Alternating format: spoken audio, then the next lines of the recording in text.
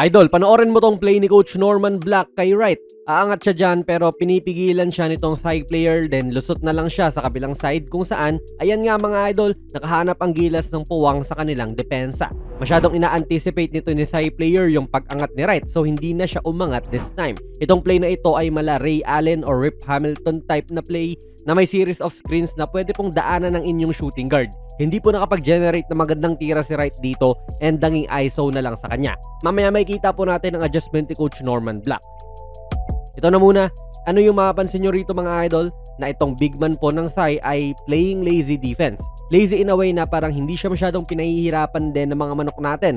Like itong si Eram, bibihira siyang tumitira dyan and iniisip po ni Ejesu na yun nga, hindi siya titira. So relax lang din siya. And syempre, looking to pass po si Poyorito. So naging 2-man game po ito with Bolik. And sa tingin ko, itong play rin po na ito onwards ang nasili po ni Coach Norman Black at ng coaching staff para makagawa sila ng adjustment sa mga susunod na possessions pati quarters. Kasi look, parang medyo takot pa tayo rito na atakihin ng husto tong big man nila. Well, imposing naman din kasi. Pagkaharap mo yan, makikita mo yung napakalapad niyang frame, though syempre may weaknesses din to like hindi yan mabilis. Ang kaso nga lang, hindi pa natin yun ginagamit sa ating advantage. Kita natin si Bolik na hindi inaatake yung depensa niya aggressively at hindi po gumawa ng kahit anong contact man lang. Kaya nagpe-play din tayo rito sa gustong gawin po ng Thailand. Naging shot clock violation pa to kasi nasisira nga nila ang screenplay natin. Pero nagbago na yan sa susunod na clip. And it all started with Berto Bolik. Umulit siya ng screenplay pero si Chua naman ngayon. Then ayan, kaharap na ulit niya si Ejesu. By this time kanina prematurely tinitigil na ni Bolik yung dribble niya, then naghahanap ng mapapasahan. Pero ngayon, challenge niya actually yung depensa ng big man. Again, hindi naman to mabilis kasi ang bigat din na player yan, mukha pa lang. Kaya challenge din po ni Bolik na sabayan siya sa perimeter at nag-Chris Paul snake dribble dito. Yan yung mga panahon na tila patay na patay ang opensa ng Gilas tapos si Bolik lang yung bumubuhay at agresibong umi-score. Kaya nga rito, nung naging threat na sa mata ni Ejesu tong si Bolik, inangatan na niya to. Hindi nagda-drop cover na. Kaya may kita nyo na po mga idol yung gusto nating gawing punto sa video na ito. At centered yan around sa center nga ng Thailand kung saan ginawa siyang unplayable ni Coach Norman Black sa second half kasi nga hindi siya makapag-keep up sa bilis ng mga players natin tropa.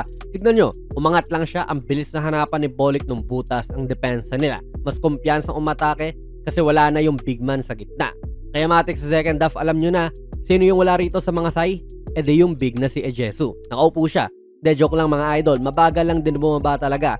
By the time na nakita na siya sa frame ng cam ay sumusugod na si Bolik na naman.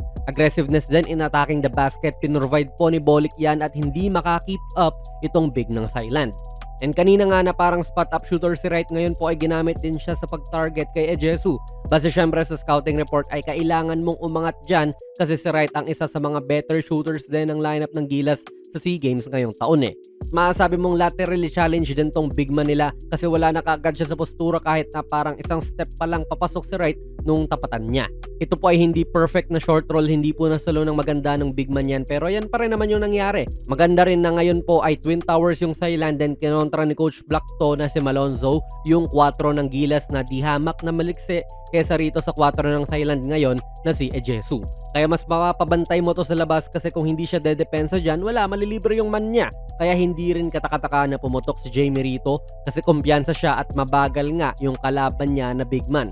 Kaya nga rito, ayan nga, si Ejesu big man, pilit pinapatao kay Jamie. Alam nyo, may player din sana tong Thailand na kayang sumabay kay Malonzo itong si Tyler Lam, kaso dahil sa sarili nilang rules kaya hindi rin to nakasama sa laban.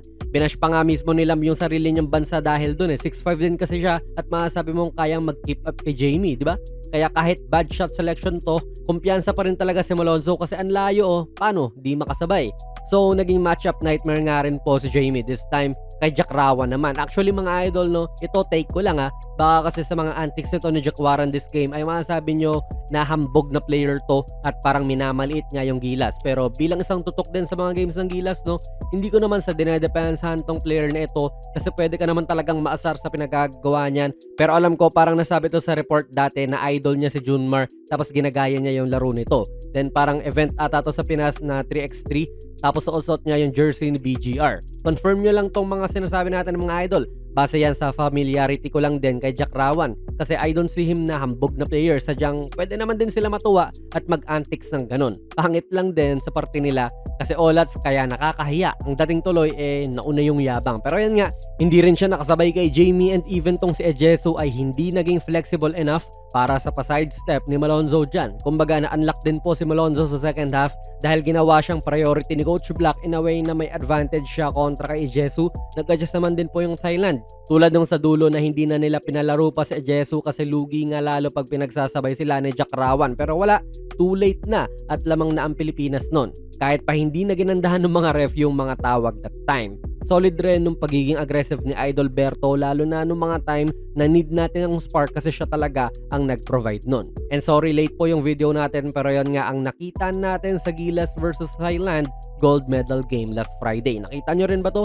Ilagay nyo lang po ang inyong mga komento sa ating comment section. Kung nagustuhan nyo po ang ating video ay pakipindot na lang idol ng like button, mag-subscribe ka na rin sa ating channel. And ako nga pala si Jonas PB and as always, hanggang sa muli.